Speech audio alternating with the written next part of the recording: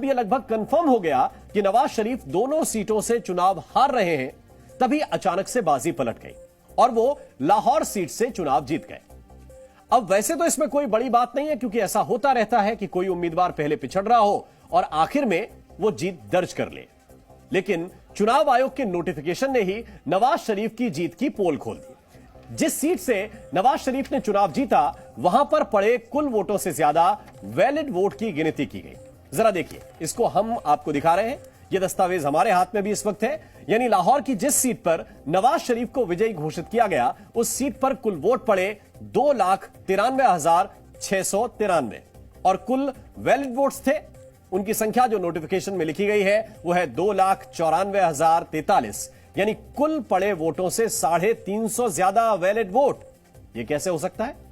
इतना ही नहीं, इस सीट पर खड़े हुए 18 उम्मीदवारों में से 14 ऐसे थे जिनको 0 वोट दिखाए गए।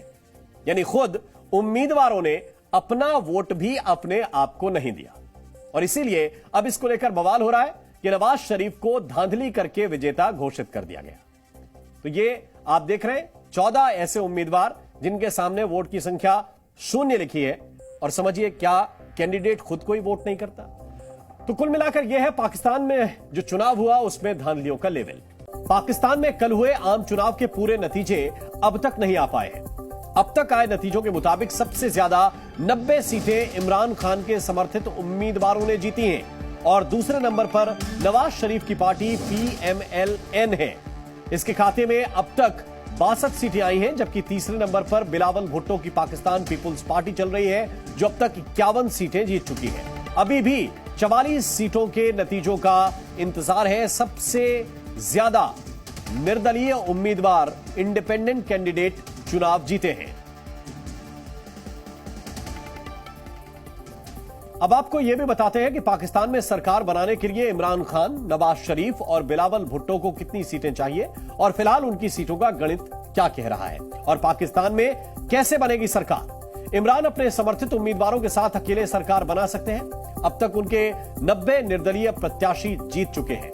हालांकि सरकार बनाने के लिए अभी 44 सीटों की जरूरत और पड़ेगी और 44 सीटों के ही नतीजे अभी आने बाकी हैं। नवाज शरीफ का अपने दम पर सरकार बनाने का सपना टूट चुका है, क्योंकि अब तक नतीजों में उनकी पार्टी को सिर्फ 62 सीटें मिली हैं। ऐसे में उन्हें बहुमत के लिए अभी 72 सीटों की जरूरत है, जबकि सिर्फ 44 सीटों के नतीजे आने ही बाकी हैं। हालांकि 62 सीटों वाले नवाज के पास सरकार बनाने का रास्ता खुला है।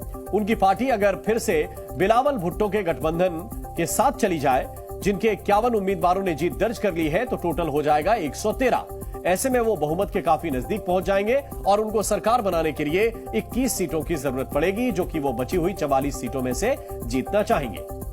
यहां गठबंधन का एक और द्वार भी खुल रहा है, जिसका ऐलान खुद नवाज शरीफ कर चुके हैं। नवाज ने इमरान समर्थित उम्मीदवारों को साथ आने का न्योता दे दिया है। यानी अगर नवाज और इमरान समर्थकों का गठबंधन हो जाता है, तो PMLN के 62 और इमरान के 90 निर्दलीय उम्मीदवार सरकार बना सकते हैं। इन दोनों का आंकड़ा 152 तक पहुंच जाएगा, जो कि बहुमत से काफी ज्यादा है। और अगर यही ऑफर इमरान समर्थित उम्मीदवार बिलावल भुट्टो को दे दें, तो भी गठबंधन की सरकार बन सकती है। तब PPP के 51 और 90 निर्दलीय उम्मीदवार मिलकर मैजिक नंबर हासिल कर सकते हैं, जो होता है 141। तो पाकिस्तान में सरकार बनाने का ऐसा गणित हो सकता है। खैर, तस्वीर तो पूरे नतीजे आने के बाद ही साफ होगी। अब आपको इस पर एक रिपोर्ट दिखाते हैं।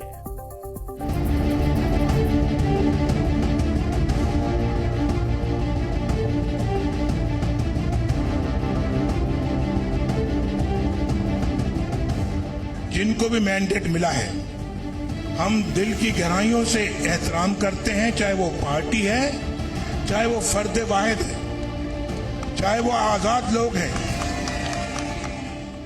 चुनाव से पहले तक अपने दम पर सरकार बनाने का दावा करने वाले नवाज शरीफ आज इमरान खान के समर्थक निर्दलीय उम्मीदवारों को अपने साथ आने का न्योता दे रहे हैं। हम सब पार्टियों के मैंडेट का एहतराम करते हैं। जिनको भी मैंडेट मिला है, हम दिल की गहराइयों से एहतराम करते हैं, चाहे वो पार्टी है, चाहे वो फर्द वाहिद है।